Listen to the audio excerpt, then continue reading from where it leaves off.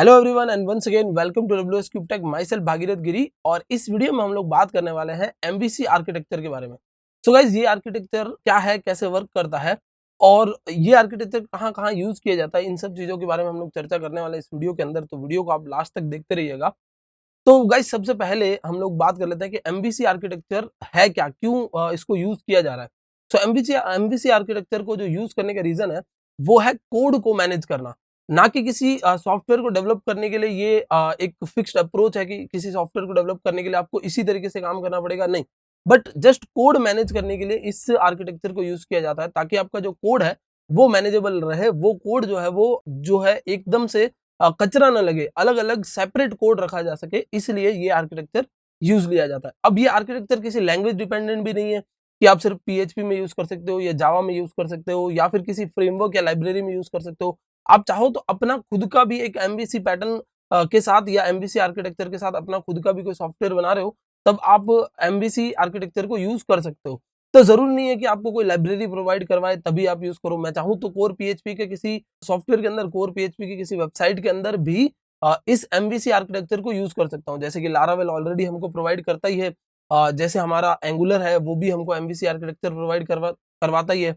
तो ये फ्रेमवर्क्स तो बाय डिफॉल्ट इनबिल्ट आर्किटेक्चर ये प्रोवाइड कर रहे हैं, बट आप चाहो तो अलग से भी इस आर्किटेक्चर को यूज कर सकते हो। अब ये जो आर्किटेक्चर है एमवीसी, वो एक्चुअली हमारे रियल लाइफ में हमने काफी बार फेस किया है, बट हम लोग इसको उस नजरिए से अब तक नहीं देख रहे थे, इसलिए हम लोग नहीं रिलेट कर पाते हैं कि एमवीसी हमारे रियल लाइफ में कहाँ पर काम आता है। तो चलिए इसमें समझते हैं हम लोग कि एमवीसी हमारे रियल लाइफ में कहाँ पर काम आता है। तो हम लोग यहाँ समझ रहे हैं कि एमवीसी के काम करने की मेथोडोलॉजी क्या है। सपोज समझ लीजिए ये जो पूरी स्क्रीन है वो एक रेस्टोरेंट है, ठीक है। और रेस्टोरेंट में आप जैसे ही अंदर जाते हैं तो आप रेस्टोरेंट में जाकर सबसे पहले क्या करेंगे, कहीं पर सीट पर बैठ जाएंगे और उसके बाद आप रेस्टोरेंट में गए क्यों है, ताकि कुछ खा सकें या फिर कुछ पी सकें। तो उसके लिए आपको क्या करना पड़ेगा, उसके लिए आपको एक वेटर को कॉल करना पड़ेगा।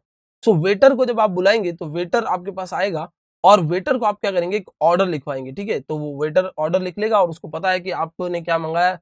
हो सकता है उसी टाइम पर कोई पास में बंदा बैठा हो, पास वाली चेयर पर या पास वाली टेबल पर, उसने भी कोई ऑर्डर लिखवाया हो, तो वेटर उसका भी ऑर्डर साथ में नोट कर लेगा। बट हम लोग फिलहाल समझते हैं कि आप जब आए और आपने वेटर को ऑर्डर दिया, वो वेटर खुद नहीं बना सकता, ओके।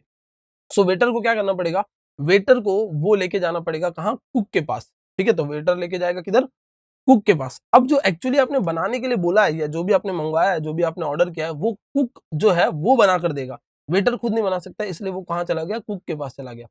अब कुक जब कुछ चीजें बनाएगा, सपोज आपने आइसक्रीम का ऑर्डर दिया या फिर सपोज आपने पिज्जा का ऑर्डर दिया, तो कुक को ये सारी चीजें बनाने के लिए कुछ इंग्रेडिएंट्स की जरूरत पड़ेगी। तो कुक कहाँ जाएगा, कुक जाएगा स्टोर रूम की तरफ और स्टोर रूम से वो इंग्रेडिएंट्स उठाकर लेके आएगा वापस एंड देन क्या करेगा, उनको मिक्स कर और वो जो रॉ इंग्रेडिएंट्स उठाए उसने उनको प्रिपेयर करेगा, ओके। एंड प्रिपेयर करके जो भी आपको खाने के लिए या जो भी आपने ऑर्डर किया था वो आपको बनाकर किसको दे देगा, वेटर को दे देगा। अब वेटर के पास वो चीज आ चुकी है, अब वेटर की जिम्मेदारी है या वेटर की रिस्पॉन्सिबिलिटी है उस चीज को आप तक पहुंचाना, वो जो पर्टिकुलर जो भी आपने ऑर्डर किया था उसको आप तक पहुंचाना। बट पहुंचाने का जो तरीका है वो वेटर का अपना होता है। कुक उसको नहीं बताएगा कि किस तरीके से पहुंचाना है। वेटर को पता है कि ये किसको सर्व करना है, किस तरीके से सर्व करना है, ओके। और अगर साथ में कुछ और चीजें भी सर्व करनी है तो वो सारी चीजें किसको पता है, वेटर को पता है। अब at the same time waiter को दो लोगों ने और ऑर्डर दिया, मतलब आपने तो ऑर्डर दिया, आपके पास वाले टेबल पे बैठे बंदे ने भी कुछ ऑर्डर दिया, तो वेटर को पता है कि किसने कौन सा ऑर्डर दिया था। सो वेटर क्या करता है, अकॉर्डिंगली उसको उस ऑर्डर के अकॉर्डिंगली सर्व करता है। और इस तरीके से आप जब रेस्टोरेंट में जाते हैं तो आपका जो ऑर्डर होता है वो वहां तक जाकर आपके पास वापस आता है। सो ये एमवीसी के काम करने का तरीका है। अगर आप अपने रियल लाइफ से रिलेट करो तो ये एमवीसी के काम करने का तरीका है। अब इसको जब हम लोग एक आर्किटेक्चर के जैसे देखेंगे, अभी तो ये मेथोडोलॉजी थी, अब जब इसको आर्किटेक्चर की तरह देखेंगे तो आपको दिमाग में चीजें और अच्छे से क्लियर हो जाएगी।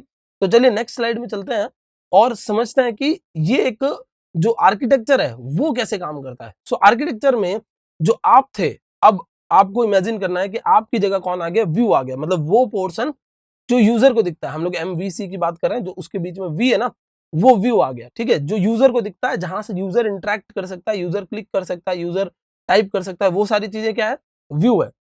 अब व्यू को जब भी कुछ काम करवाना होता है ठीक है। तो व्यू को जब भी कोई डेटा चाहिए, व्यू को जब भी कुछ प्रोसेसिंग करवानी है, यानी व्यू से यूजर को लॉग इन करना है, लॉग आउट करवाना है, यूजर को कुछ ऐड टू कार्ट करना है, कुछ ऐड टू विश लिस्ट करना है, या कुछ प्रोडक्ट बाय करना है, व्हाटएवर कुछ भी यूजर को करना होगा, वो क्या करेगा, व्यू पर इंटरेक्ट करेगा। व्यू किससे रिक्वेस्ट करेगा, व्यू रिक्वेस्ट करेगा कंट्रोलर से। तो व्यू से आप कहां पर रिक्वेस्ट जाएगी, कंट्रोलर पर रिक्वेस्ट जाएगी। अब कंट्रोलर को यानी वेटर को ये समझ में आ गया कि आपको क्या चाहिए, बट वो खुद इस चीज को नहीं कर सकता है।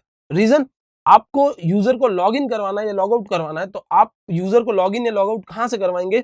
लॉग इन करवाने का एग्जांपल मान लेते हैं हम लोग। तो यूजर को लॉग इन करवाने के लिए आपको कहां जाना पड़ेगा, लॉग इन करवाने के लिए आपको डेटाबेस में जाना पड़ेगा और चेक करना पड़ेगा कि उसका यूजर नेम पासवर्ड सही है कि नहीं। सो ये जो डेटाबेस में जाने का काम है वो कंट्रोलर खुद नहीं करता, वो किसको दे देता है, मॉडल को दे देता है। सो यहाँ पर मॉडल का रूल आता है। मॉडल यानी वो कुक जो स्टोर रूम से जाकर डेटा लाकर दे रहा था। सो यहाँ पर जो मॉडल है वो क्या करेगा, डेटाबेस में जाएगा और वहां से डेटा लाकर उस डेटा को लाकर किसको दे देगा, कंट्रोलर को दे देगा। मतलब वो प्रोसेस्ड डेटा लाकर किसको देगा, कंट्रोलर को। क्योंकि हम लोगों को यूजर को जब लॉगिन करवाना है तो डेटाबेस से क्या चाहिए, सिर्फ उसका ईमेल और पासवर्ड, दो ही चीजें मैच करनी चाहिए ना। हम ये थोड़ी करेंगे कि यूजर का फोन नंबर भी ले आओ, एड्रेस भी ले आओ, यूजर के बाकी डिटेल्स भी, नहीं, वो नहीं चाहिए हमें। तो वो जो डेटा स्पेसिफिक डेटा लाने का काम है वो मॉडल ने कर दिया और लाकर किसको दे दिया, कंट्रोलर को दे दिया। अब कंट्रोलर क्या करेगा, अपना लॉजिक चलाएगा, कंट्रोलर दिमाग लगाएगा और कंट्रोलर जो है वो देखेगा कि क्या यूजर लॉगिन हो जाना चाहिए कि नहीं होना चाहिए, मतलब यूजर नेम पासवर्ड सही है कि नहीं। अगर यूजर लॉगिन हो जाना चाहिए तो, और नहीं होना चाहिए तो भी उसके रिस्पेक्टिव जो भी डिटेल्स है या जो भी रिस्पॉन्स है वो किसको दे देगा, व्यू को दे देगा। तो इस तरीके से मॉडल, व्यू और कंट्रोलर तीनों काम करते हैं। और डेटाबेस पर जाने का काम किसका होता है, मॉडल का। बिजनेस लॉजिक लगाने का काम किसका होता है, कंट्रोलर का। व्यू की रिक्वेस्ट लेकर रिस्पॉन्स करने का काम किसका होता है, कंट्रोलर का। व्यू का काम क्या होता है, व्यू का काम होता है सिंपली डेटा को रिप्रेजेंट करना, सामने दिखाना, यूजर से इंटरेक्ट करना। व्यू लॉजिक्स नहीं लगाता, लॉजिक्स कौन लगाता है, कंट्रोलर लगाता है। और कंट्रोलर डेटा कहां से लाता है, मॉडल के पास से लाता है। अब जरूरी नहीं है कि हम लोग इसी आर्किटेक्चर को हर बार यूज करें। जैसे सपोज एक छोटा सा कोई छोटी सी दुकान है, छोटा सा कोई स्टॉल है जहां पर आइसक्रीम देते हैं। अब वो लोग सिर्फ आइसक्रीम ही बेच रहे हैं। ओके, सो उस केस में एक वेटर होना, वेटर जाके लेके आए, इतना बड़ा प्रोसेस होना जरूरी नहीं है। तो सिंपली इस चीज में क्या हो सकता है कि बंदा सीधा खुद ही जाए और लेकर आ जाए। तो ये चीजें जो है, यानी ये जो आर्किटेक्चर है, ये मॉडल, व्यू, कंट्रोलर, ये बड़े एप्लीकेशंस के लिए बना हुआ है। छोटे एप्लीकेशंस के लिए इनकी जरूरत नहीं है। ऐसा एप्लीकेशन जिसमें आपको सिर्फ जाना है पेज पर और सपोज आपको कोई ब्लॉग ही पढ़ना है। ओके, ब्लॉग पढ़ना है, उसमें लाइक, कमेंट, शेयर, सब्सक्राइब कुछ नहीं करना, सिर्फ ब्लॉग पढ़ना है। अब उस चीज में मॉडल, व्यू, कंट्रोलर की कोई जरूरत नहीं है। जस्ट वो पेज लोड हो, उसी पर ब्लॉग्स लोड हो जाए और यूजर वहां से अपना पढ़ ले। ना उसको लाइक करना, ना कमेंट करना, कुछ भी काम करना नहीं है। तो उस जगह पर मॉडल, व्यू, कंट्रोलर को यूज नहीं करेंगे। हाँ, मॉडल, व्यू, कंट्रोलर तब काम आएगा जब आप सपोज कोई ई कॉमर्स की वेबसाइट बना रहे हैं, आप सपोज कोई सर्विस बेस्ड बड़ी वेबसाइट बना रहे हैं, आप कोई स्टॉक मार्केट की वेबसाइट बना रहे हैं, तब मॉडल, व्यू, कंट्रोलर काम आ सकता है।